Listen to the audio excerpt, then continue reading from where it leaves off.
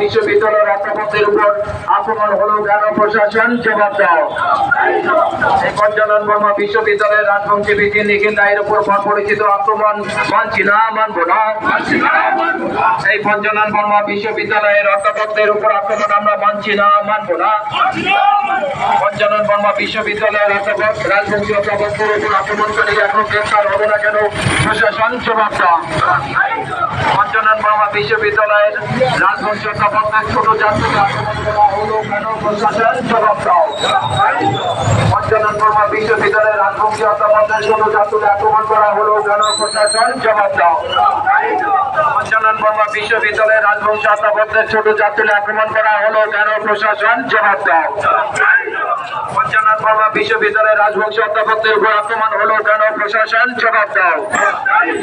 পঞ্চানন বর্মা বিশ্ববিদ্যালয়ের রাজবংশী অধ্যাপকদের উপর আক্রমণ করা হলো কেন? প্রশাসন জবাব দাও। পঞ্চানন বর্মা বিশ্ববিদ্যালয়ের রাজবংশী অধ্যাপকদের উপর